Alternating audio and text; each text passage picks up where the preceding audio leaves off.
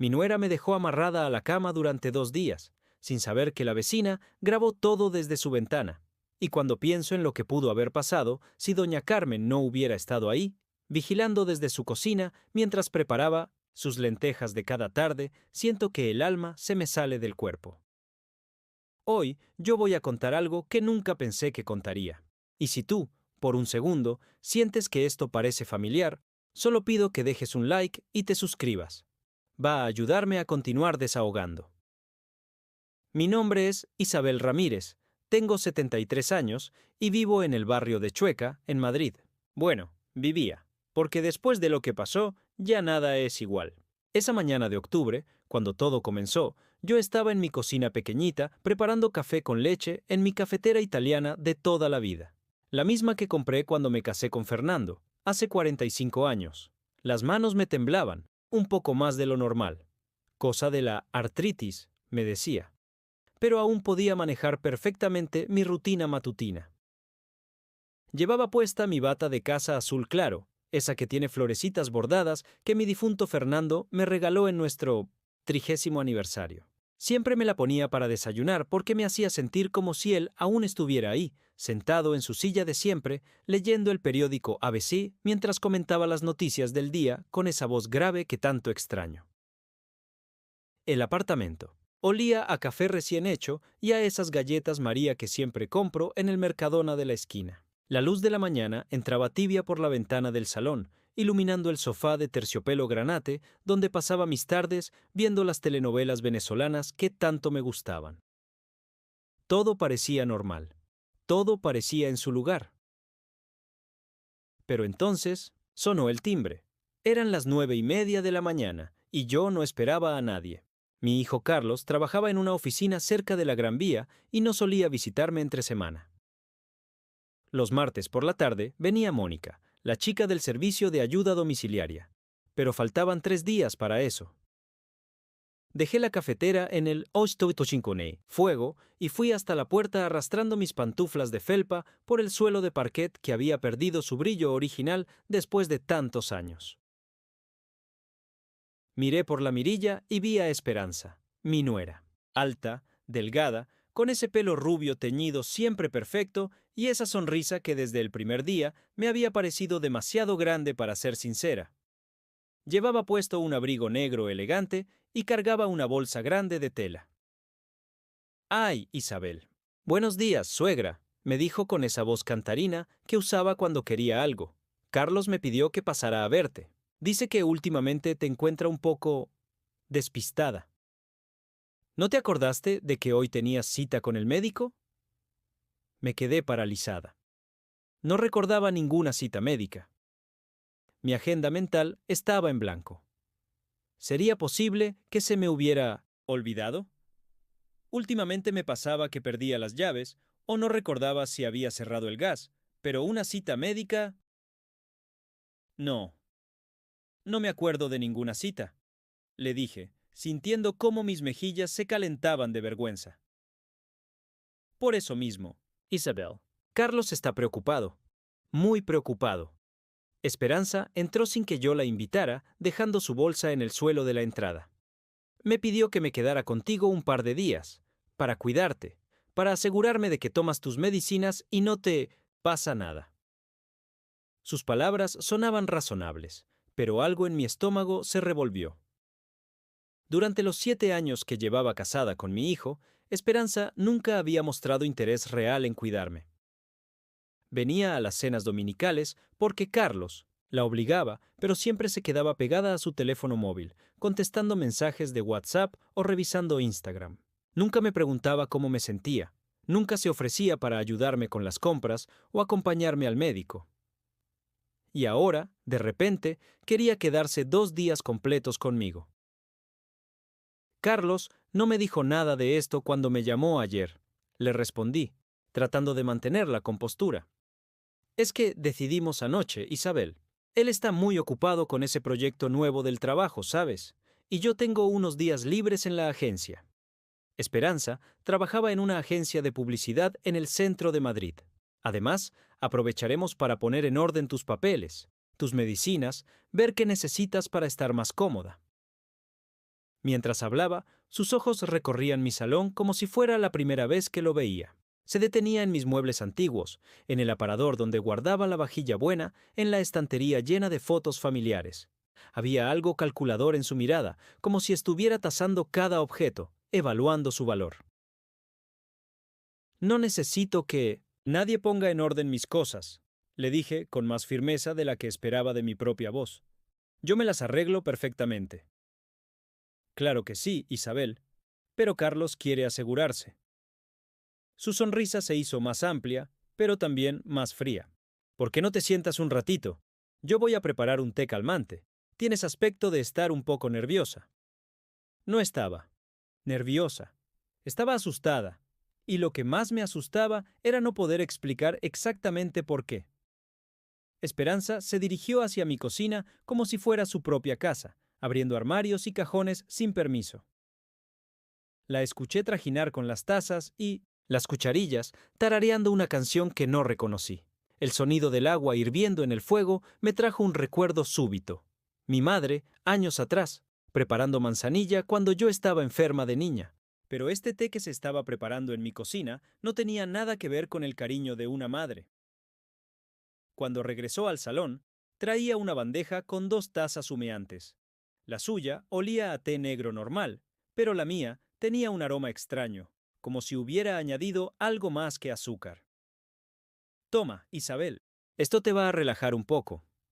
Me tendió la taza con esa sonrisa que ya me resultaba insoportable. Es una mezcla especial que compré en una herboristería, muy buena para los nervios. Tomé la taza entre mis manos temblorosas. Sentí su calor, contra mis palmas arrugadas. El líquido tenía un color más oscuro de lo normal, y ese olor raro me revolvía el estómago.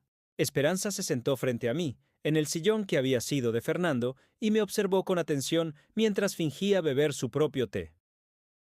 Vamos, Isabel, bébetelo mientras está caliente.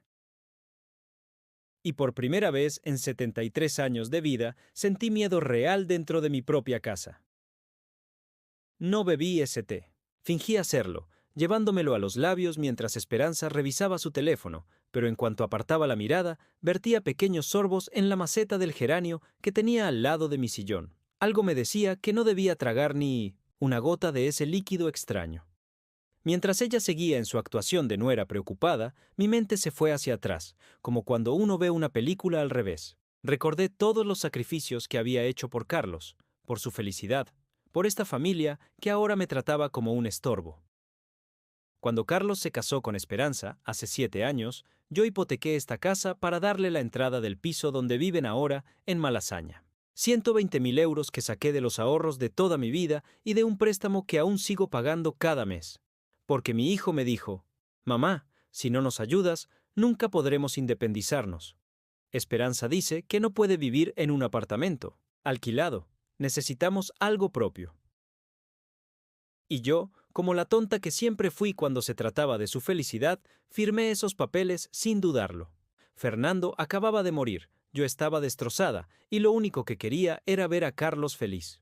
Me parecía que si él tenía una vida estable, de alguna manera Fernando estaría orgulloso desde donde estuviera. Esperanza me había dicho ese día: «Isabel, esto es solo temporal. En cuanto Carlos consiga el ascenso que le han prometido, te devolvemos hasta el último céntimo. Eres la mejor suegra del mundo». Y me abrazó con esos brazos flacos que siempre me habían parecido demasiado fríos, pero que ese día interpreté como agradecimiento sincero. 7 años después, ni un euro me habían devuelto. Cuando les mencionaba el tema en las cenas dominicales, Carlos desviaba la conversación hacia el trabajo, hacia los gastos de la casa, hacia lo caro que estaba todo, y Esperanza añadía: «Ay, Isabel, tú sabes que nosotros te queremos como si fueras nuestra madre. El dinero va y viene, pero la familia es para siempre». Familia. Qué palabra más bonita cuando la usan para manipularte. Isabel, ¿te has tomado las pastillas de la tensión hoy? La voz de Esperanza me devolvió al presente. Había dejado su taza vacía en la mesa y me miraba con esos ojos azul claro que mi hijo encontraba tan hermosos. Sí, claro. Como todas las mañanas, mentí. La verdad era que desde que Fernando murió, a veces se me olvidaba tomarlas. No a propósito, simplemente perdía la rutina cuando no había nadie más que me recordara que tenía que cuidarme. ¿Dónde las guardas? Voy a organizarte un pastillero semanal. Es mejor para personas de tu edad. Se levantó sin esperar mi respuesta y se dirigió hacia el mueble del baño donde guardaba mis medicinas. Personas de tu edad. Como si tuviera 90 años y estuviera senil. Como si fuera una carga, una responsabilidad pesada que alguien tenía que soportar por obligación.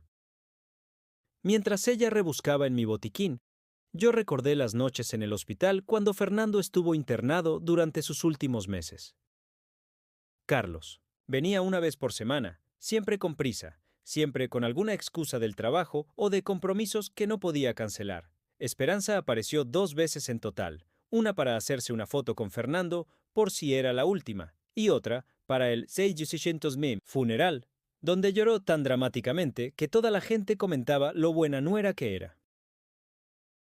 Pero yo estuve ahí todas las noches, durmiendo en esa silla de plástico duro que el hospital ponía para los familiares, alimentándolo con cucharitas cuando ya no podía masticar, cambiándole los pañales cuando perdió el control de sus funciones, hablándole durante horas, para que no se sintiera solo, aunque los médicos decían que ya no me escuchaba. Y cuando murió, cuando firmé todos los papeles del funeral y pagué todos los gastos porque Carlos estaba demasiado afectado para ocuparse de esos trámites, Esperanza me dijo: Isabel, ahora tienes que pensar en ti, tienes que ser fuerte por todos nosotros. Ser fuerte por todos nosotros. Traducción. Seguir funcionando para que ellos no tuvieran que preocuparse por nada. Dios mío, Isabel, tienes un desastre de medicinas aquí. La voz escandalizada de Esperanza llegó desde el baño. Pastillas vencidas, cajas abiertas por la mitad, algunas sin etiqueta.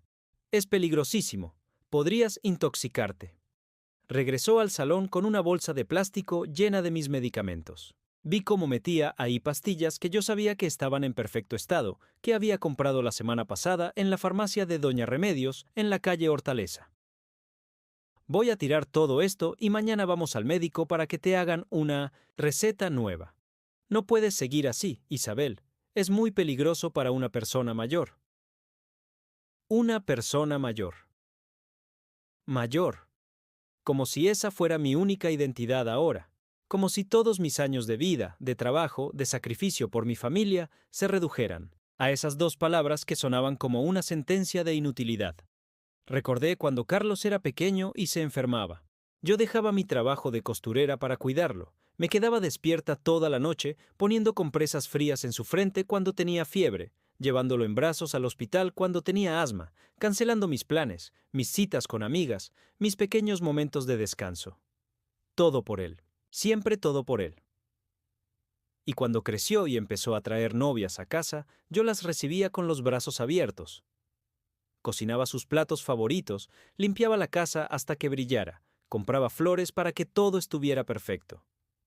Porque quería que Carlos se sintiera orgulloso de su madre, que cualquier chica que él eligiera viera que venía de una familia que sabía amar. Esperanza fue la tercera novia que conocí. Las otras 2 duraron poco, pero ella se quedó. Y desde el primer día me hizo sentir que yo sobraba en la ecuación. Cuando venían a almorzar los domingos, ella elegía los temas de conversación.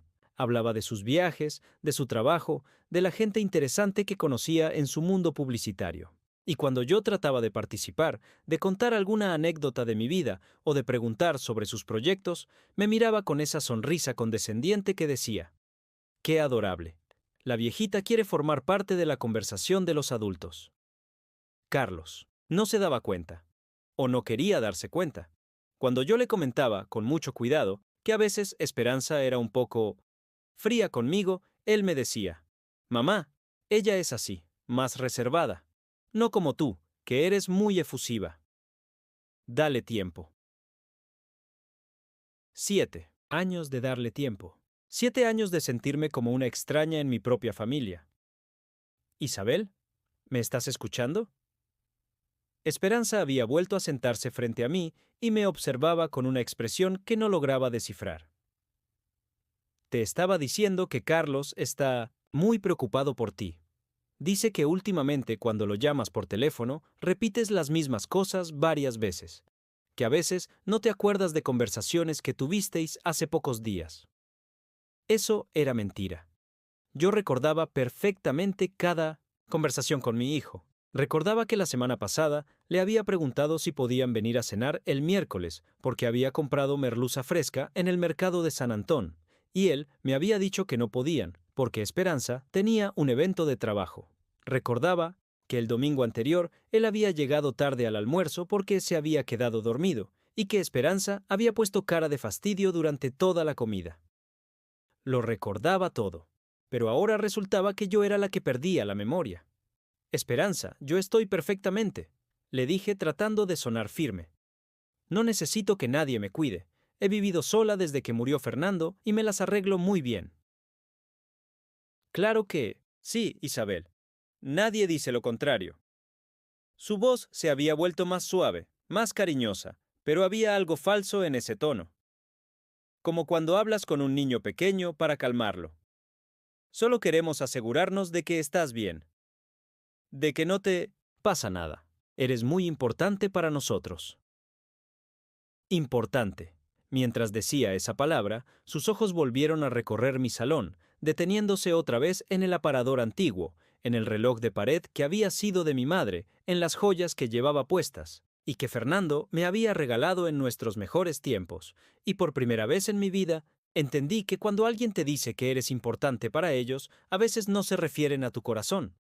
A veces se refieren a tu cuenta bancaria. Esa tarde, mientras Esperanza preparaba la cena en mi cocina, como si fuera la dueña de la casa, decidí llamar a Carlos. Necesitaba escuchar de su propia boca que él había pedido que su mujer se quedara conmigo. Algo no encajaba en toda esta situación. Marqué su número desde el teléfono fijo del pasillo, ese aparato negro de toda la vida que Fernando había instalado cuando nos mudamos aquí. Esperanza no podía escucharme desde la cocina, pero aún así bajé la voz.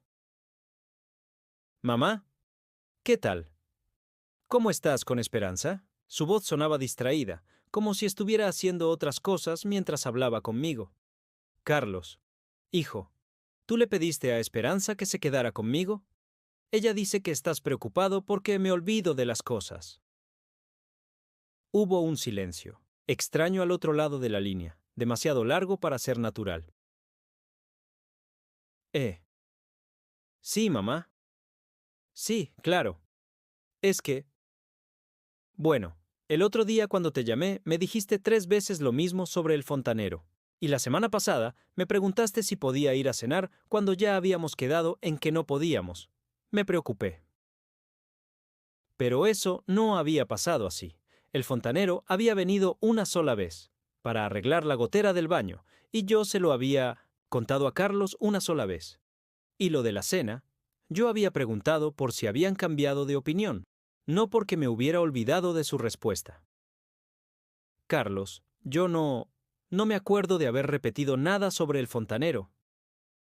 ¿Ves, mamá? Por eso mismo me preocupo. Esperanza tiene razón. Dice que deberíamos llevarte al médico para que te revise un poco. Por si acaso.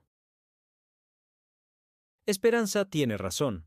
Mi propio hijo estaba repitiendo las palabras de su mujer como si fuera un eco, como si ella fuera la voz de la razón y yo una vieja, loca que no sabía lo que le pasaba. Hijo, yo me siento perfectamente. No necesito médico, y no necesito que Esperanza me cuide. Puedo... Mamá, por favor, déjate cuidar por una vez en tu vida. Esperanza se tomó días libres en el trabajo para estar contigo. ¿No te parece que es un detalle hermoso de su parte? Un detalle hermoso. Mientras él decía eso, yo escuchaba a su hermosa esposa abriendo y cerrando los cajones de mi cocina, revisando mis cosas como si fuera una inspectora buscando evidencia de algo. Está bien, Carlos, como tú digas. Te quiero, mamá. Pórtate bien. Colgué el teléfono con las manos temblando. No de miedo, sino de rabia. Mi propio hijo me hablaba como si fuera una niña desobediente. Pórtate bien. Como si yo fuera el problema en esta ecuación. Cuando regresé al salón, Esperanza estaba sentada en mi sofá, revisando unos papeles que había sacado de mi escritorio. Mi escritorio, donde guardaba mis cosas personales. ¿Qué haces con esos papeles, Esperanza? Ay, Isabel. Perdón, es que vi que tenías facturas sin pagar aquí encima y me preocupé. Alzó varios sobres que yo reconocí perfectamente. Mira, la factura de la luz de hace 2 meses, la del teléfono, la del gas. ¿No te habían cortado ya los suministros? Esas facturas están pagadas, le dije con firmeza. Las pagué todas, el mes pasado en el banco. ¿Segura? Porque aquí dice que hay un impago de 180 euros de la luz. Me mostró la factura, señalando con su dedo de uñas perfectas una cifra que yo no recordaba haber visto. Me acerqué a mirar. Efectivamente, había una cantidad marcada en rojo. Pero yo estaba segura, completamente segura, de haber pagado esa factura. Recordaba haber ido al banco, haber hecho cola detrás de la señora Pilar del tercero, haber entregado la factura al cajero joven que siempre me atendía con una sonrisa. Yo pagué esa factura, repetí, pero mi voz sonaba menos convincente que antes. Isabel, cariño, esto es exactamente lo que le preocupa a Carlos. Estas pequeñas confusiones. No pasa nada, le puede pasar a cualquiera a tu edad. Por eso estoy aquí, para ayudarte. Esperanza dobló los papeles y los metió en su bolso. Mañana paso por el banco y arreglo todo esto. Tú no te preocupes por nada. Pero yo sí me preocupaba. Me preocupaba no recordar si había pagado o no esas facturas. Me preocupaba que mi memoria me estuviera fallando de verdad. Me preocupaba que Carlos tuviera razón y yo fuera demasiado orgullosa para admitir que necesitaba ayuda. Y me preocupaba, sobre todo, la forma en que Esperanza había guardado mis papeles en su bolso como si ahora fueran suyos. Esa noche, después de una cena silenciosa, donde Esperanza apenas me dirigió la palabra, me fui a mi dormitorio temprano. Me puse el camisón de algodón que uso desde hace años y me metí en la cama donde Fernando y yo habíamos dormido durante 4 décadas. Pero no podía conciliar el sueño. A través de la pared escuchaba a Esperanza hablando por teléfono en voz baja desde el cuarto de invitados. No lograba entender las palabras, pero el tono era diferente al que usaba conmigo, más duro, más calculador. Me levanté descalza y caminé sigilosamente por el pasillo. La puerta de su cuarto estaba entreabierta y pude escuchar fragmentos de su conversación. No va a durar mucho más, decía. El médico me dio 3 meses, máximo 6. En cuanto firme los papeles de la residencia, podemos. La casa vale al menos 300.000 euros en el mercado actual. Me paró el corazón. ¿De qué médico hablaba? ¿Qué papeles de qué residencia? ¿Y por qué mencionaba el valor de mi casa? Sí, ya sé que es duro, pero Carlos está de acuerdo. Continuó. Dice que no puede vivir con la preocupación de que le pase algo estando sola. Carlos está de acuerdo. Mi hijo había acordado algo sobre mi vida, algo que yo no sabía. Regresé a mi cama temblanido, no de frío, sino de una comprensión terrible que se abría paso en mi mente como una grieta en una pared. No, había ninguna cita médica olvidada. No había confusión mental de mi parte. No había ningún gesto hermoso de cuidado familiar. Había un plan. Y yo era el obstáculo que había que remover. A la mañana siguiente, desperté con una claridad mental que no había tenido en semanas, como si el miedo hubiera limpiado toda la niebla de mis pensamientos. Esperanza ya estaba levantada, preparando desayuno en mi cocina. Buenos días, Isabel. ¿Cómo dormiste? Te escuché levantarte anoche. ¿Te sentías mal? Sus ojos me observaban con una atención que no había mostrado el día anterior. Dormí perfectamente. Mentí. Solo fui al baño. Qué bien. Hoy vamos al médico, ¿recuerdas? Te conseguí una cita con un geriatra muy bueno que conoce Carlos del hospital. No recordaba haber aceptado ir a ningún médico, pero tampoco recordaba haber dicho que no. ¿Un geriatra? Yo no necesito un geriatra, Esperanza. Si acaso, voy a mi médico de cabecera de toda la vida. Ay, Isabel, tu médico ya está mayor. También. Estos especialistas nuevos saben mucho más sobre las enfermedades de la edad. Además, este doctor puede evaluar si necesitas algún tipo de cuidado especializado. Cuidado especializado. Las palabras me sonaron como una sentencia. Me trajo el desayuno a la cama. Café con leche y tostadas con mermelada. Todo normal, excepto que el café tenía ese mismo olor extraño que había tenido el té del día anterior. No tengo hambre, le dije. Tienes que desayunar, Isabel. Para tomar las pastillas. Sacó de su bolso un pastillero nuevo lleno de 900 medicamentos que yo no reconocía. El médico me dio estas vitaminas especiales para la memoria. Te van a ayudar mucho. Vitaminas para la memoria, que un médico que yo no conocía le había dado a ella, no a mí. Tomé la taza de café y fingí beber, igual que había hecho el día anterior. Pero esta vez, Esperanza se quedó parada al lado de mi cama, observándome. Bébete todo, Isabel. Es importante que te mantengas hidratada. No tuve más remedio que tragar varios sorbos. El líquido tenía un sabor amargo que me revolvió el estómago inmediatamente. Muy bien, ahora descansa un ratito mientras yo me arreglo para salir.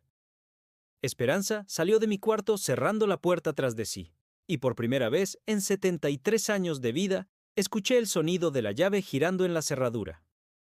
Me había encerrado, en mi propia casa, en mi propio dormitorio. Intenté levantarme, pero las piernas no me respondían. La cabeza me daba vueltas y tenía una sensación extraña, como si estuviera flotando. Me dejé caer de nuevo en la cama, luchando contra una somnolencia que me pesaba como plomo en los párpados. Antes de perder la conciencia completamente, alcancé a escuchar la voz de Esperanza al teléfono, clara y nítida desde el pasillo. Ya, está. Le di la dosis que me dijiste. En una hora estará completamente sedada. Sí, perfecto para la evaluación psiquiátrica. El médico va a certificar que no puede vivir sola. Y entonces, todo se volvió negro. Desperté con la boca seca como cartón y la cabeza pesada como si me hubieran golpeado con un martillo. La luz que entraba por la ventana era diferente, más dorada, más baja. Había perdido horas enteras de mi vida. Intenté incorporarme, pero algo me detuvo. Bajé la mirada y vi lo impensable. Mis muñecas estaban atadas a los barrotes de la cabecera de mi propia cama con cintas de tela, cintas que reconocí. Eran de mi costurero, las que usaba para hacer dobladillos cuando aún podía coser. «Esperanza», grité, pero mi voz salió ronca y débil. «Esperanza, ¿qué es esto?» La puerta se abrió lentamente y ella apareció, pero ya no quedaba ni rastro de la nuera preocupada de los últimos días. Su cara era fría, calculadora, como si hubiera decidido que ya no necesitaba seguir actuando. «Ah, ya despertaste. Qué bien. Pensé que te había dado demasiado». Habló con la misma naturalidad con la que se habla del tiempo. «¿Qué me diste? ¿Por qué estoy atada? Esto es ilegal. Es secuestro». Las palabras salían atropelladas de mi boca, pero ella me miraba como si fuera una niña haciendo un berrinche. «Ilegal sería dejarte suelta para que te lastimes, Isabel. Te caíste esta mañana cuando fuimos al baño. ¿No te acuerdas? Te diste un golpe en la cabeza. El médico dijo que era mejor tenerte inmóvil hasta que lleguen los de la residencia. Eso es mentira. Yo no me caí. Tú me drogaste. Isabel, por favor, escúchate. ¿Te das cuenta de lo paranoica que suenas? Esto es exactamente lo que le preocupa a Carlos. Estas ideas delirantes, estas acusaciones sin sentido. Se acercó a la ventana y corrió las cortinas, dejando la habitación en penumbra. Es mejor que descanses. Los tranquilizantes te ponen un poco agresiva, pero se te va a pasar. Tranquilizantes. Lo dijo como si fuera lo más normal del mundo, como si tuviera derecho a medicarme sin mi consentimiento. Esperanza, por favor. No me hagas esto. Soy la abuela de tus hijos. Soy la madre de tu marido. ¿Cómo puedes? La abuela de mis hijos. Se rió, pero no era una risa alegre. Era fría, cruel. Isabel, Carlos y yo no tenemos hijos. Y después de todo esto, te aseguro que nunca los tendremos si pueden salir como tú. Sus palabras me dolieron más que las ataduras en las muñecas. Durante 7 años había esperado la llegada de nietos. Durante 7 años había guardado juguetes en el armario del cuarto de invitados, había tejido mantitas que nunca usaría nadie, había soñado con ser abuela como mi madre había sido conmigo. Siempre supe que eras una manipuladora, continuó, sentándose en la silla que había junto a mi cama, la misma donde me había sentado durante meses a cuidar a Fernando cuando estuvo enfermo. Desde el primer día que Carlos me llevó a conocerte, vi cómo lo tenías envuelto. Mi hijo esto, mi hijo aquello. Un hombre de 40 años sin poder tomar una decisión sin preguntarle a mami. Yo nunca manipulé a Carlos, lo amo, es mi hijo. Lo ahogaste, lo convertiste en un hombre dependiente que no sabía vivir sin tu aprobación. ¿Sabes cuánto me costó liberarlo de tu influencia? ¿Cuántos años de terapia, de trabajo psicológico para que entendiera que tenías que salir de nuestras vidas? Sus palabras me atravesaban como cuchillos. ¿Terapia? ¿Para alejar a mi hijo de mí? ¿Años de trabajo para convencerlo de que yo era el problema? Pero Carlos me quiere. Susurré, más para convencerme a mí misma que para convencerla a ella. Carlos hace lo que yo le digo que haga. Como un perro bien entrenado, y ahora mismo está en el aeropuerto de Barajas, camino a Londres por una conferencia que va a durar exactamente una semana. Una semana en la que tú y yo vamos a solucionar definitivamente este problema. Mi corazón comenzó a latir tan fuerte que podía escucharlo en mis oídos. Una semana. Carlos no estaría aquí para ver lo que me estaba pasando. Nadie sabía que Esperanza estaba conmigo. Nadie vendría a buscarme. ¿Qué problema, Esperanza? ¿Cuál es mi crimen? Amar a mi hijo. Haber sacrificado toda mi vida. ¿Por él? Tu crimen es existir. Tu crimen es tener una casa que vale 300.000 euros. Tu crimen es tener una cuenta de ahorros que Carlos necesita para expandir el negocio. Tu crimen es ocupar espacio en su cabeza cuando ese espacio me pertenece a mí. Se levantó y caminó por la habitación como una fiera enjaulada. Sus tacones sonaban contra el suelo de madera con un ritmo hipnótico y amenazante. ¿Sabes qué? Es lo que más me molesta de ti, Isabel, que siempre te has hecho la víctima. ¡Ay, qué sola estoy! ¡Ay, nadie me visita! ¡Ay, Fernando me hace tanta falta! Cuando la realidad es que eres una sanguijuela emocional que se alimenta de la culpa de los demás. Eso no es verdad. ¿No? Entonces, ¿por qué Carlos se siente obligado a venir aquí cada domingo? ¿Por qué no puede disfrutar un fin de semana con su esposa sin pensar en si su mami se siente abandonada? ¿Por qué cada vez que planeamos algo, apareces tú con alguna emergencia, algún problemita que solo tu hijo puede solucionar? No sabía qué responder, porque en el fondo de mi corazón había una semilla de verdad en sus palabras. Sí, a mí noto veces exageraba mis achaques cuando me sentía muy sola. Sí, a veces inventaba urgencias para que Carlos viniera a verme, pero lo hacía por amor, porque lo extrañaba, porque después de Fernando él era lo único que me quedaba en el mundo. Pero eso no te da derecho a... Intenté decir, pero ella me interrumpió. ¿A qué, Isabel? ¿A salvarlo de ti? ¿A darle la oportunidad de tener una vida normal sin una madre tóxica colgándole del cuello?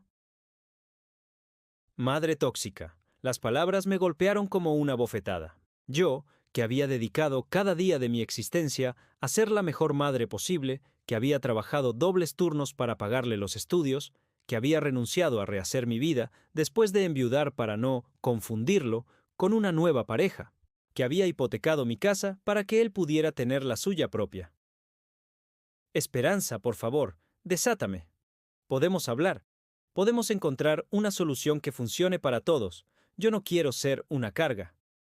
Ay, Isabel, ya es demasiado tarde para negociar. Sacó su teléfono móvil y me mostró la pantalla. En ella había un video de mí, atada a la cama, con los ojos vidriosos por la medicación, balbuceando palabras sin sentido. ¿Ves esto? Es la prueba perfecta de que no puedes cuidarte sola, de que representas un peligro para ti misma. Los médicos de la residencia van a tener muy claro que necesitas cuidados especializados permanentes. Pero ese video, yo estaba drogada. Tú me drogaste. ¿Yo? ¿Cómo puedes acusarme de algo así? Yo solo te di las pastillas que te recetó el médico. Si reaccionaste mal, es porque tu cerebro ya no procesa bien los medicamentos. Es muy común en personas de edad avanzada. La forma en que distorsionaba la realidad me hizo sentir como si estuviera perdiendo la cordura. Durante un momento, una fracción de segundo, llegué a dudar de mi propia versión de los hechos. ¿Y si realmente estaba loca? ¿Y si mi memoria me estaba fallando tanto que no podía distinguir entre la realidad y mis paranoias? Y ahora, continuó, guardando el teléfono en el bolsillo. Vas a quedarte aquí, tranquilita, mientras yo termino de organizar tus cosas. Mañana vienen los de la residencia geriátrica San Francisco. Es un lugar muy bonito, Isabel. Vas a estar muy bien. Cuidada. Y nosotros vamos a poder seguir con nuestras vidas sin preocuparnos. Se dirigió hacia la puerta, pero se detuvo antes de salir. Ah, y no te molestes en gritar.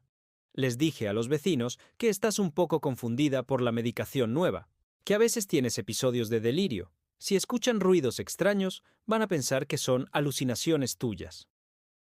La puerta se cerró con un clic suave, pero definitivo, y yo me quedé sola, atada a mi propia cama como un animal, en la casa donde había sido feliz durante 40 años, sintiéndome más traicionada y abandonada de lo que había creído posible.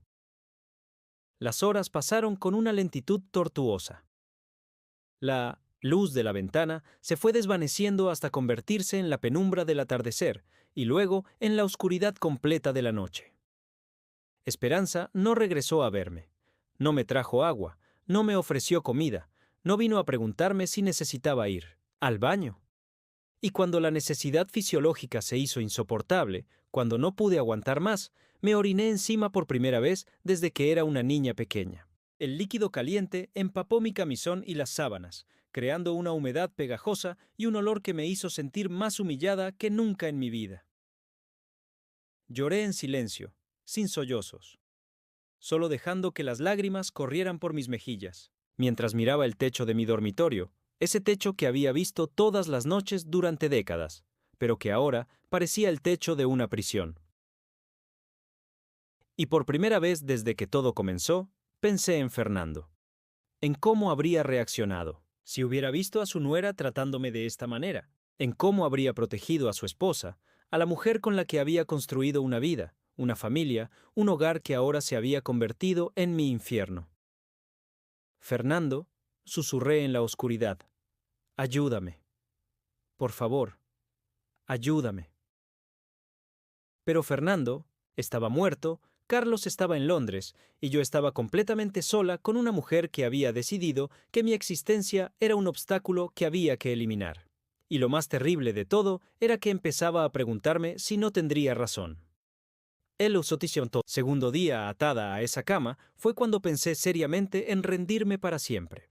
Mi cuerpo dolía de estar en la misma posición, tenía la garganta seca como papel de lija, y el olor de mi propia orina me recordaba constantemente la humillación a la que me habían sometido. Esperanza había entrado solo una vez, por la mañana temprano, para darme unos sorbos de agua con una pajita, mientras me miraba con el mismo desdén con el que se mira a un animal herido que ya no tiene salvación. Hoy vienen los de la residencia a las 5. Me había dicho. ¿Como quién? Anuncia el pronóstico del tiempo. Ya tengo todos los papeles listos. Carlos firmó la autorización desde Londres por fax. Dice que es lo mejor para todos. Carlos había firmado. Mi propio hijo había autorizado mi internamiento sin siquiera hablar conmigo, sin escuchar mi versión de los hechos, sin darme la oportunidad de defenderme.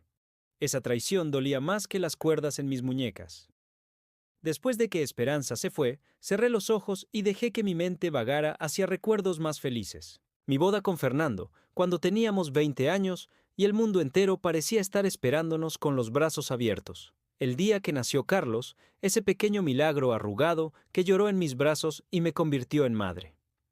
Las tardes, de domingo, cocinando paella para toda la familia, cuando aún éramos una familia de verdad. Pero incluso esos recuerdos hermosos se habían contaminado. Ahora sabía que Carlos había estado en terapia para liberarse de mi influencia. Ahora entendía que todas esas visitas dominicales las vivía él como una obligación pesada, no como momentos de amor familiar. Estaba tan sumida en mi desesperación que al principio no escuché los golpecitos en la ventana. Cuando finalmente penetraron en mi conciencia, pensé que eran palomas, o tal vez ramas del árbol moviéndose con el viento. Pero los golpes eran demasiado regulares, demasiado insistentes. Volví la cabeza hacia la ventana y lo que vi me hizo pensar que estaba alucinando por la deshidratación. Carmen. Mi vecina Carmen, de 78 años, estaba en la ventana del edificio de enfrente, en su cocina, golpeando el cristal con una cuchara de madera para llamar mi atención. Cuando vio que la había notado, levantó una cartulina blanca donde había escrito con marcador negro: ¿Estás bien? Carmen Mendoza vivía en el cuarto piso del edificio de enfrente desde hacía más de 20 años. Era viuda, como yo, y durante años habíamos intercambiado saludos desde nuestras ventanas. Ella regaba sus geranios mientras yo tendía la ropa, y a veces nos gritábamos pequeños comentarios sobre el tiempo o los programas de televisión. Pero nunca habíamos sido amigas íntimas, solo vecinas cordiales que compartían la soledad de la viudez y la rutina de los días lentos. Con mucha dificultad, moví la cabeza de lado a lado, intentando comunicarle que no estaba bien. Carmen entrecerró los ojos, como tratando de ver mejor en la penumbra de mi habitación. Entonces, hizo algo que me salvó la vida. Sacó su teléfono móvil y empezó a grabar.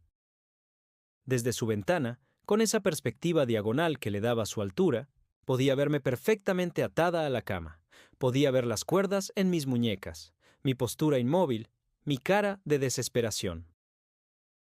Carmen grabó durante varios minutos, moviéndose por su cocina para capturar diferentes ángulos. Después desapareció de la ventana y yo pensé que tal vez había decidido que no era su problema, que no quería meterse en asuntos ajenos.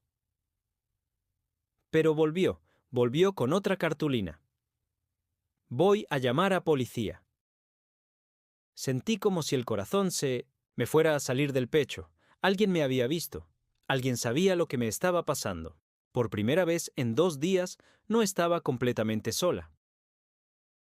Carmen desapareció de nuevo, y esta vez no regresó. Pero yo sabía que estaba haciendo llamadas, moviendo cielos y tierra, siendo el ángel que Fernando me había enviado desde donde estuviera. Pasó una hora que me pareció eterna. Escuchaba a Esperanza moviéndose por la casa, empacando cosas, haciendo llamadas, preparándose para entregarme a los de la residencia como si fuera un mueble viejo que ya no servía. Pero entonces, escuché algo que me devolvió la esperanza. Sirenas. Primero lejanas, después más cerca, después prácticamente en la puerta de mi edificio. Esperanza había debido escucharlas también porque de repente se hizo un silencio total en la casa. Y después, el sonido que había estado esperando, durante 2 días, alguien golpeando la puerta principal con fuerza. Policía Nacional. Abran inmediatamente. Los golpes se hicieron más intensos, más urgentes. Esperanza no respondía, pero podía escuchar sus pasos acelerados por el pasillo, probablemente tratando de inventar alguna historia creíble. ¡Aquí! ¡Estoy aquí!, grité con toda la fuerza que me quedaba en los pulmones. En el dormitorio principal. ¡Ayúdenme! Después de eso, todo pasó muy rápido. Escuché cómo forzaban la cerradura de la entrada. Voces masculinas y femeninas llenaron mi casa, pisadas pesadas corriendo por el pasillo, y finalmente la puerta de mi dormitorio se abrió de par en par. 3 agentes de policía entraron, 2 hombres y una mujer. Todos jóvenes, todos con caras de shock al ver mi estado. La agente mujer fue la primera en acercarse.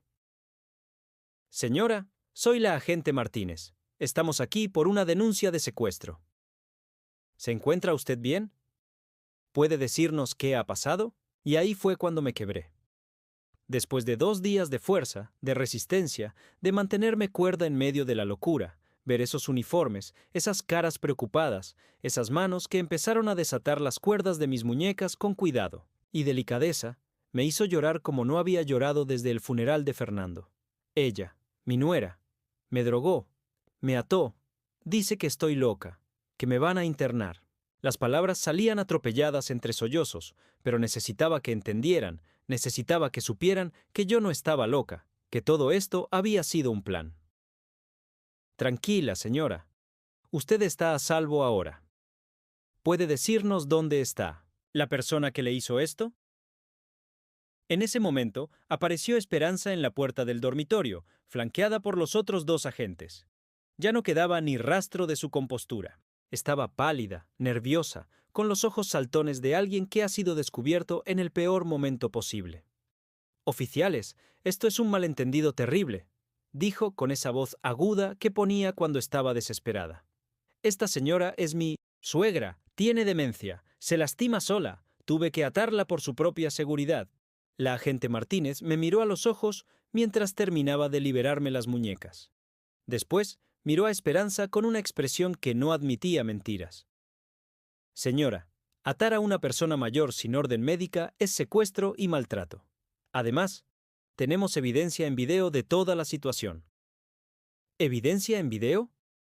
Esperanza parecía genuinamente confundida. Su vecina del edificio de enfrente grabó todo desde su ventana. Llevamos más de una hora viendo las imágenes. Su comportamiento no parece el de alguien que cuida a una persona con demencia. Carmen. Mi ángel Carmen había grabado todo. No solo había llamado a la policía, sino que había documentado mi secuestro. Había conseguido pruebas que nadie podría negar ni distorsionar. Mientras los paramédicos que habían llegado después revisaban mi estado, mientras Esperanza era esposada y leída sus derechos, mientras los agentes tomaban fotos de las cuerdas, de la habitación, de mi condición, yo solo podía pensar en una cosa. En que había estado a punto de rendirme, a punto de aceptar que tal vez sí estaba loca, que tal vez sí era una carga, que tal vez sí merecía ser encerrada y olvidada. Pero Carmen me había visto. Una mujer de 78 años que apenas me conocía había decidido que mi vida valía la pena, que merecía ser salvada, que no podía quedarse de brazos cruzados mientras veía cómo maltrataban a otra mujer mayor.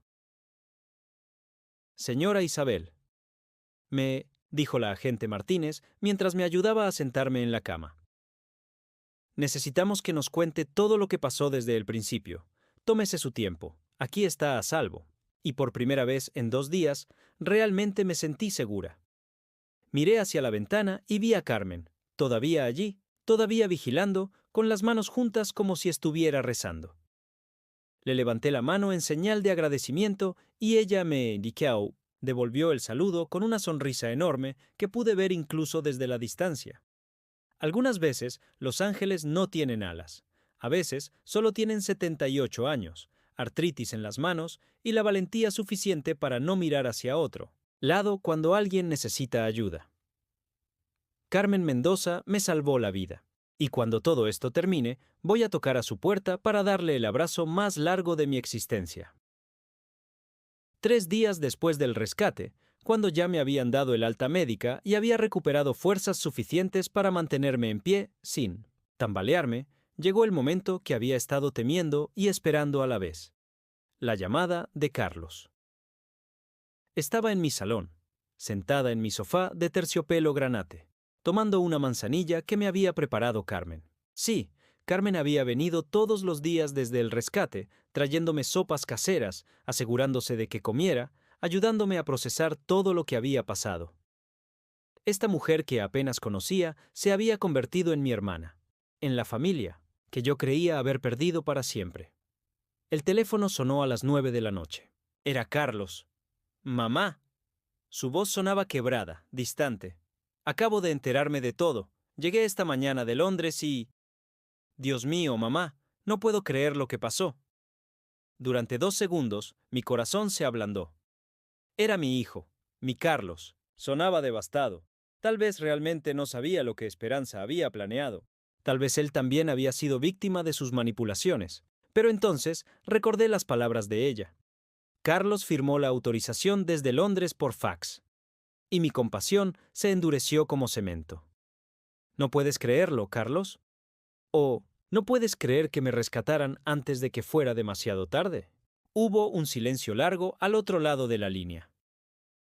Mamá, yo no sabía que Esperanza iba a... Pensé que solo te iba a cuidar, que iba a ayudarte con tus cosas. ¿Y la autorización de internamiento que firmaste desde Londres? ¿También? ¿Pensabas que eso era para cuidarme? Otro silencio, más largo, más pesado. Esperanza me dijo que habías tenido un episodio, que te habías caído, que decías cosas sin sentido. Me enseñó un video donde yo estaba drogada, Carlos. Un video que ella grabó después de sedarme con tranquilizantes que yo nunca pedí. Mamá, yo no sabía. Si hubiera sabido, ¿qué habrías hecho? ¿Habrías venido a verme? ¿O habrías seguido creyendo a tu esposa porque es más cómodo pensar que tu madre está loca que admitir que te casaste con una sociópata? Las palabras salían de mi boca con una dureza que ni yo misma reconocía.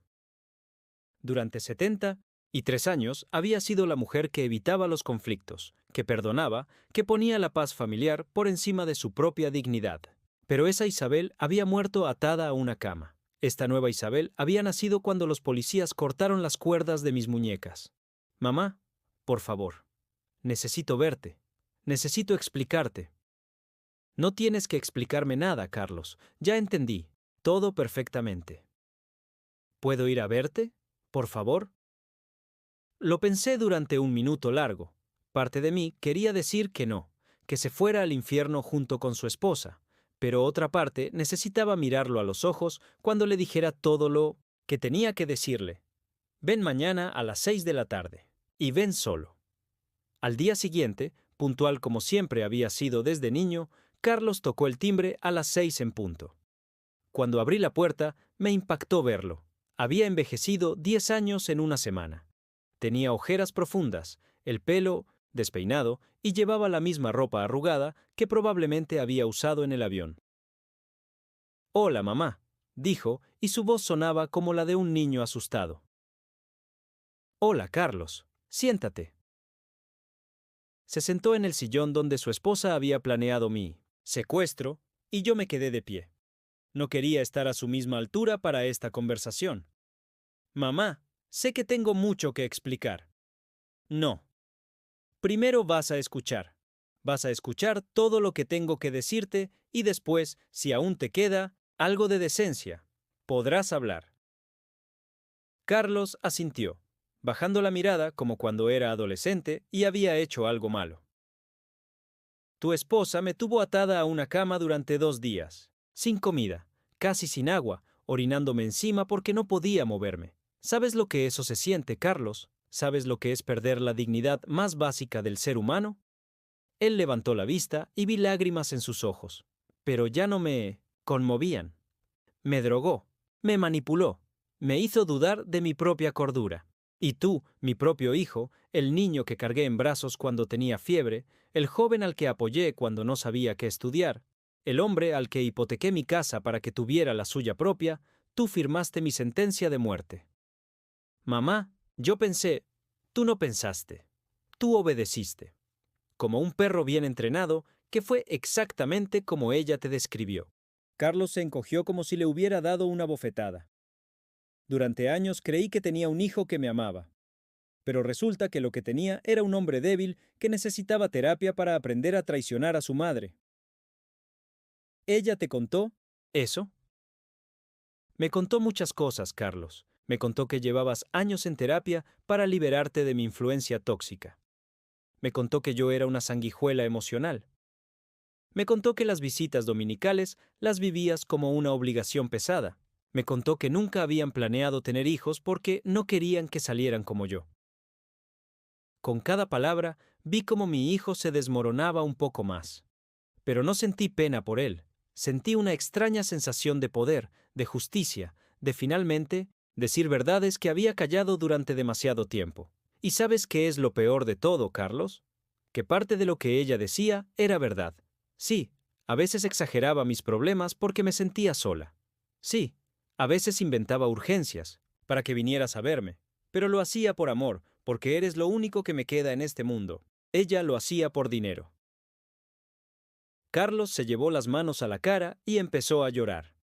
Un llanto silencioso, de hombre adulto que se da cuenta de que ha cometido el error más grave de su vida. Mamá, perdóname. Por favor, perdóname. Voy a divorciarme de ella. Voy a hacer todo lo que esté en mis manos para arreglar esto. ¿Divorciarte? Me reí, pero no era una risa alegre. ¿Crees que con divorciarte se arregla algo? ¿Crees que con una disculpa se borra el hecho de que estuviste dispuesto a encerrarme en un asilo para que tu esposa fuera feliz? Mamá, yo no sabía. Claro que sabías. Exploté. Sabías que ella me odiaba. Sabías que nunca me dirigía la palabra a menos que fuera estrictamente necesario. Sabías que cada vez que yo trataba de tener una conversación normal con ella, me miraba como si fuera una cucaracha, pero elegiste ignorarlo porque era más cómodo. Me acerqué a mi escritorio y saqué unos papeles que había preparado esa mañana.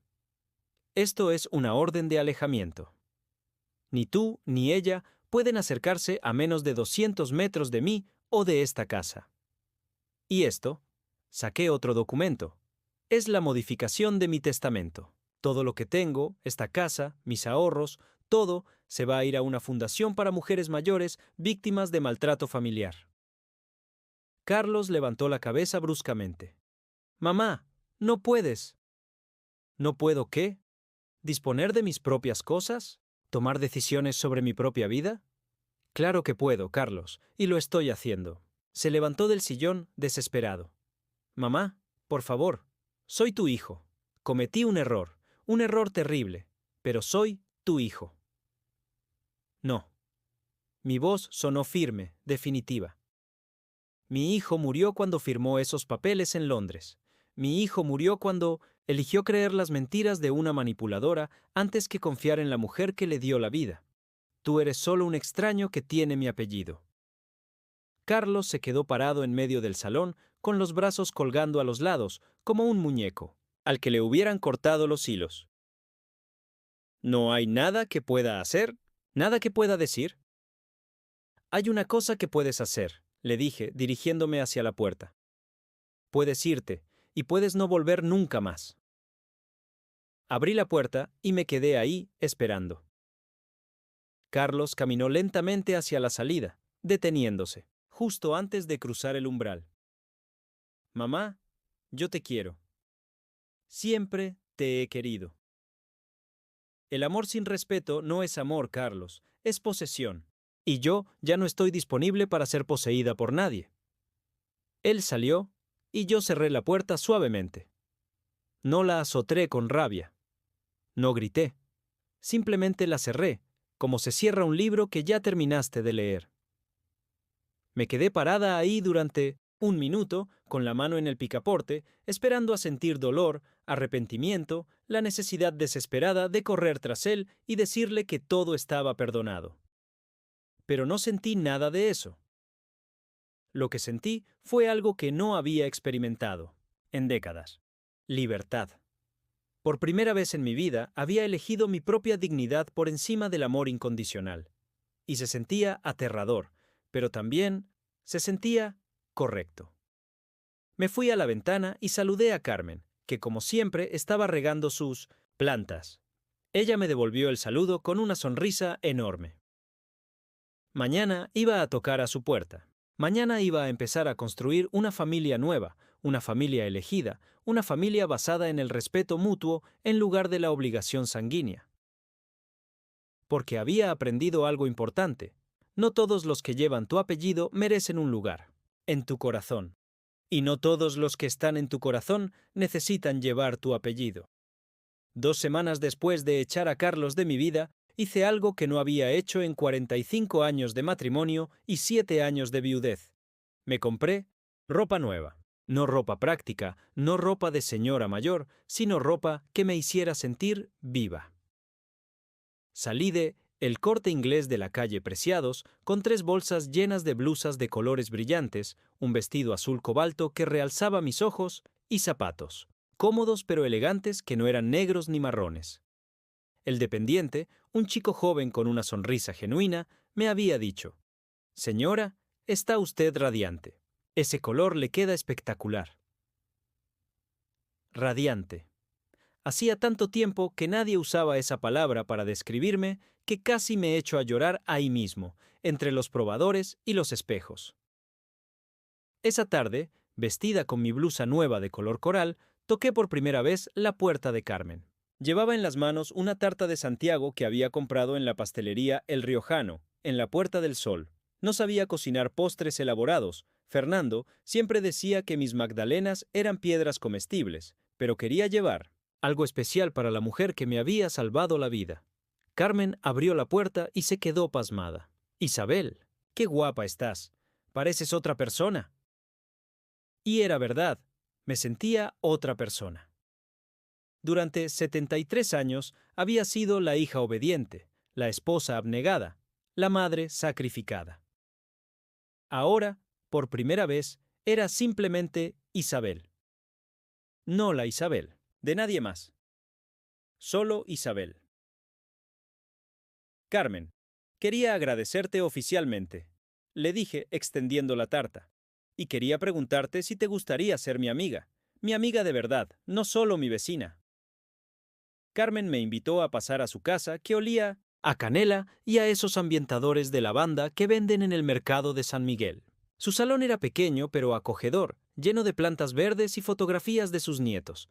Tenía 82 años, había sido profesora de matemáticas en un instituto de Vallecas y había criado sola a 3 hijos después de que su marido muriera en un accidente de construcción cuando ella tenía 35 años. «¿Sabes qué es lo que más me gusta de ser viuda, Isabel?», me dijo mientras servía café en unas tazas de porcelana que guardaba para las visitas especiales. «Que puedo cenar magdalenas con chocolate si se me antoja, que puedo ver telenovelas hasta las 2 de la mañana, que puedo gastar mi pensión en plantas y libros sin que nadie me diga que es un desperdicio». Nos reímos como dos colegialas haciendo travesuras. Ese mismo día, Carmen me llevó a conocer el centro de mayores del barrio de Malasaña. Yo nunca había pisado uno de esos lugares porque tenía la idea equivocada de que eran sitios donde la gente iba a quejarse de sus achaques y a jugar al dominó en silencio. Qué equivocada estaba. El centro bullía de actividad. Había clases de baile, talleres de escritura, grupos de lectura, excursiones organizadas a museos y pueblos cercanos. Conocí a Amparo, una señora de 68 años que había montado un club de senderismo después de divorciarse. A Manolo, un viudo de 75 que daba clases de guitarra gratis a cualquiera que quisiera aprender. A Pilar, una mujer de 80 años que organizaba tertulias literarias todos los miércoles y que tenía más energía que muchos jóvenes de 30. «Isabel, aquí todos tenemos algo en común», me explicó Pilar mientras tomábamos té de 1800 y manzanilla en el pequeño café del centro. «Todos llegamos a una edad donde nos dimos cuenta de que la vida es demasiado corta para vivir para otros. Algunos llegamos por viudez, otros por divorcios, otros porque nuestros hijos crecieron y formaron sus propias familias, pero todos llegamos al mismo lugar, a la libertad de ser nosotros mismos». Me apunté inmediatamente a 3 actividades: el taller de escritura de memorias los lunes, el club de lectura los miércoles y las caminatas matutinas por el retiro los sábados. Actividades que eran mías, que nadie podía cuestionar, que nadie podía usar para hacerme sentir culpable. El primer día de taller de escritura, la profesora, una mujer de 50 años llamada Elena, nos pidió que escribiéramos sobre un momento en nuestras vidas donde habíamos sentido miedo. Yo escribí sobre los 2 días atada a mi cama, pero no como una víctima, sino como una superviviente. Escribí sobre el momento exacto en que decidí que iba a salir viva de esa situación, que no iba a dejar que una mujer calculadora y un hijo cobarde me robaran los años que me quedaban. Cuando leí mi historia en voz alta, todo el taller se quedó en silencio. Después, una por una, las otras mujeres empezaron a compartir sus propias historias de abuso, de manipulación familiar, de hijos que las habían abandonado o tratado como estorbos. Isabel, me dijo Carmen después de la clase, tienes que contar tu historia en más sitios. Hay muchas mujeres como nosotras que necesitan escuchar que se puede sobrevivir, que se puede empezar de nuevo. Y eso fue lo que hice. Elena me ayudó a estructurar mi experiencia en una charla de 45 minutos. Empecé dándola en 1900, centros de mayores, después en asociaciones de mujeres, después en ayuntamientos de pueblos cercanos a Madrid, donde me invitaban para hablar de violencia doméstica en la tercera edad. Cada vez que contaba mi historia, veía caras en el público, que me reconocían. Mujeres que asentían con lágrimas en los ojos, que se acercaban después para contarme que ellas también vivían situaciones similares, que también tenían hijos que las trataban como cargas, que también se sentían culpables por querer más de la vida. Pero lo más transformador llegó 3 meses después de mi liberación. Estaba en mi casa una tarde de domingo, esos domingos que antes me deprimían tanto porque Carlos ya no venía a almorzar, cuando sonó el teléfono. Era un número que no reconocía. ¿Señora Isabel Ramírez?, preguntó una voz femenina joven. Sí, soy yo. Me llamo Patricia Vega. Soy trabajadora social del Ayuntamiento de Madrid. Hemos visto su charla en YouTube y nos gustaría proponerle algo. No sabía que mi charla estaba en YouTube. Elena había grabado una de las presentaciones sin decirme y la había subido con mi permiso posterior.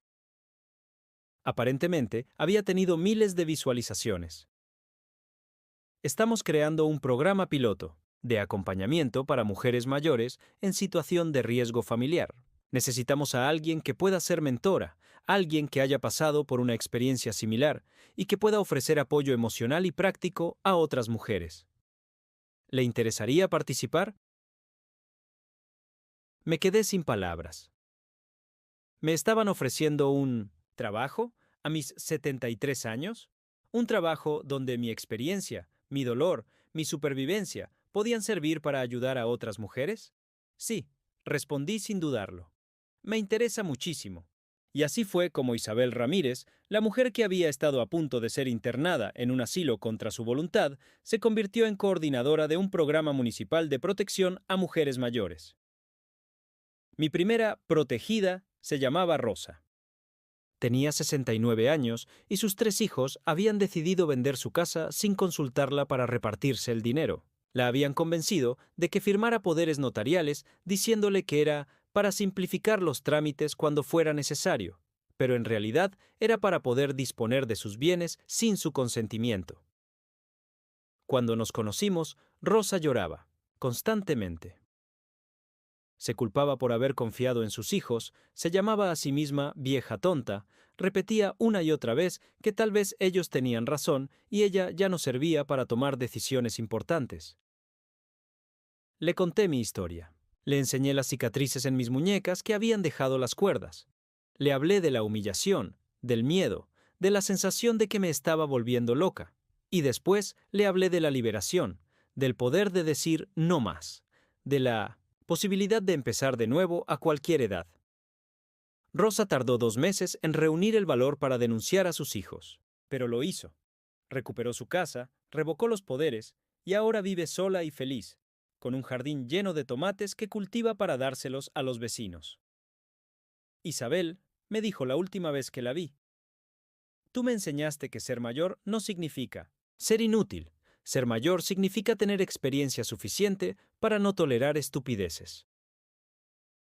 Esa noche me quedé despierta mirando el techo de mi dormitorio, el mismo techo donde había estado atada, donde había pensado en rendirme, donde había creído que mi vida ya no tenía valor. Ahora ese techo veía a una mujer diferente, una mujer que se levantaba cada mañana con propósito, que tenía trabajo que la llenaba de satisfacción, que tenía amigas verdaderas, que había convertido su trauma en su fortaleza.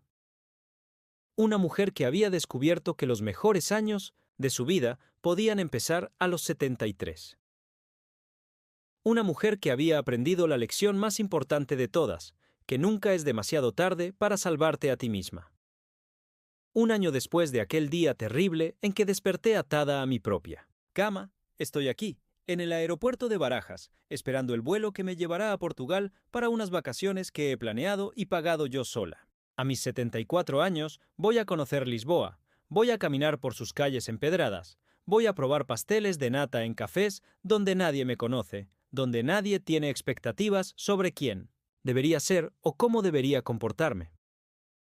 Llevo en la maleta 3 vestidos nuevos, una cámara de fotos que Carmen me enseñó a usar y un cuaderno de cuero donde pienso escribir todo lo que vea, sienta y descubra.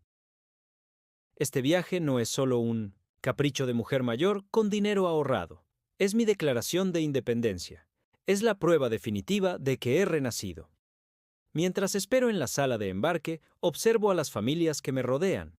Padres corriendo detrás de niños pequeños, abuelos cargando bolsas de regalos para nietos que viven en otros países, parejas jóvenes planeando lunas de miel con esa emoción brillante en los ojos que solo viene con el amor nuevo. Hace un año, esas escenas me habrían llenado de nostalgia amarga, de autocompasión, de la sensación de que la vida real les pertenecía a otros y yo solo era una espectadora desde los márgenes. Hoy las veo con alegría genuina, con la serenidad de alguien que ha encontrado su propio lugar en el mundo. Porque he aprendido algo fundamental. La soledad y estar sola son dos cosas completamente diferentes. Estar sola es una elección. Es levantarte por las mañanas y decidir cómo quieres pasar tu día sin tener que consultar con nadie, sin tener que justificar tus decisiones, sin tener que sacrificar tus deseos por mantener la paz familiar. La soledad, en cambio, es lo que sentía cuando estaba rodeada de gente que me utilizaba, que me daba por sentada, que me amaba condicionalmente. Mi teléfono vibra con un mensaje de WhatsApp. Es del grupo que tenemos las mujeres del programa municipal. Buen viaje, Isabel. Que disfrutes cada minuto y nos traigas muchas historias. Lo han acompañado con emojis de aviones y corazones y una foto grupal que nos tomamos el mes pasado después de una de nuestras reuniones semanales. Somos 12 mujeres entre los 60 y los 85 años, todas supervivientes de algún tipo de abuso familiar, todas en diferentes etapas de nuestra recuperación. Algunas acaban de salir de situaciones terribles, otras llevan años construyendo vidas nuevas, pero todas tenemos algo en común. Hemos decidido que merecemos respeto, cuidado y la oportunidad de ser felices sin disculparnos por ello. La semana pasada recibí una carta que me hizo reflexionar durante días. Era de Carlos, la primera comunicación que tenía de él desde aquella tarde en que lo eché de mi casa. Mamá, empezaba la carta, escrita a mano en esa letra que yo había visto evolucionar desde sus primeros garabatos infantiles. Han pasado 12 meses desde que hablamos por última vez. 12 meses en los que he ido a terapia, me he divorciado de Esperanza y he tratado de entender cómo pude fallarte tan completamente. La carta continuaba durante 3 páginas. Me contaba que había denunciado a Esperanza por fraude y estafa, que había recuperado el dinero que ella había robado de mi cuenta, que lo había depositado en una cuenta nueva a mi nombre. Me contaba que había asistido a grupos de apoyo para familiares de víctimas de maltrato, que había empezado a entender los mecanismos de manipulación que habían operado en nuestra relación. No te escribo para pedirte perdón, decía hacia el final. Sé que lo que hice es imperdonable. Te escribo para decirte que estoy orgulloso de ti, orgulloso de cómo saliste adelante, de cómo convertiste tu dolor en propósito, de cómo te convertiste en la mujer fuerte que siempre fuiste, pero que yo no supe ver. Si algún día quisieras hablar conmigo, estaré aquí. Si prefieres no hacerlo, lo entenderé y respetaré tu decisión. Leí esa carta 5 veces. La primera vez con rabia, la segunda con tristeza, la tercera con confusión, la cuarta con algo parecido a la compasión, y la quinta con una claridad cristalina. Carlos había crecido, había aprendido, había tomado responsabilidad por sus acciones en lugar de buscar excusas, pero eso no borraba lo que había hecho, no eliminaba el daño que me había causado. Y más importante aún, no me creaba ninguna obligación hacia él. Guardé la carta en mi escritorio sin responder. Tal vez algún día me nazca la curiosidad de conocer al hombre en quien se ha convertido. Tal vez algún día pueda separar al hijo que lastimó a su madre del ser humano que está tratando de ser mejor. O tal vez no. Y ambas opciones están bien. Porque otra cosa que he aprendido este año es que el perdón no es obligatorio. La reconciliación no es necesaria para sanar. Puedes desearle lo mejor a alguien que te hizo daño sin tener que incluirlo en tu vida nueva. Anuncian mi vuelo. Me levanto, ajusto la correa de mi bolso nuevo, un bolso rojo brillante que Fernando habría considerado demasiado llamativo para una mujer de mi edad, y camino hacia la puerta de embarque con pasos firmes. En el avión, una azafata joven me pregunta si necesito ayuda para colocar mi equipaje de mano en el compartimento superior. No, gracias, le respondo con una sonrisa. Puedo sola. Y es verdad. Puedo sola. Puedo viajar sola. Puedo vivir sola. Puedo tomar decisiones sola. Puedo ser feliz sola. Durante 73 años creí que poder sola era algo que había que evitar, una circunstancia triste que las mujeres debían soportar hasta que llegara alguien a rescatarlas. Ahora entiendo que poder sola es un superpoder. Es la libertad más grande que existe. Es la base desde la cual puedes elegir compartir tu vida con otros, no porque los necesites desesperadamente, sino porque quieres hacerlo. Mientras el avión despega y Madrid se vuelve pequeña, debajo de las nubes, pienso en Carmen, que seguramente está en su ventana regando sus geranios. Pienso en las mujeres de mi grupo, cada una escribiendo su propia historia de renacimiento. Pienso en Rosa, que ayer me mandó una foto de los tomates de su huerto. Pienso en todas las mujeres que se sienten atrapadas en vidas que ya no les quedan, que creen que es demasiado tarde para cambiar, que piensan que la edad las ha condenado a la resignación.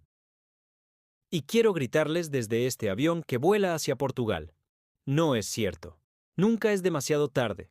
Los mejores capítulos de tu historia pueden empezar cuando tú decidas que empiecen. Cierro los ojos y sonrío.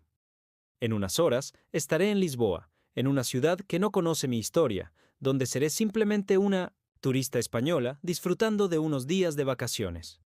Caminaré por el barrio de Alfama, me sentaré en un café del Chiado, tal vez tome el famoso tranvía 28 que Carmen me recomendó.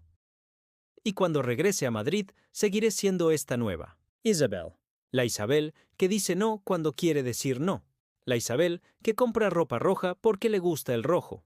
La Isabel que tiene amigas verdaderas y trabajo que le da satisfacción. La Isabel que transformó el peor momento de su vida en el catalizador, para el mejor período de su existencia. Cuando la azafata pasa con el carrito de bebidas, pido una copa de vino tinto, un Rioja Reserva, porque me gusta el buen vino y porque puedo permitirme disfrutar las cosas buenas de la vida. Brindo silenciosamente. Por las mujeres que se liberan, por las segundas oportunidades que llegan a los 74 años, por las vecinas que graban videos salvadores, por la dignidad recuperada, por las mariposas que salen del capullo cuando menos te lo esperas. Y ahora te pregunto a ti, que has escuchado mi historia hasta el final. ¿Has vivido alguna vez una situación donde te sentiste invisible, donde tu familia te dio por sentada, donde tuviste que elegir entre tu dignidad y mantener la paz? Cuéntamelo en los comentarios, porque las historias compartidas son las que nos salvan unas a otras.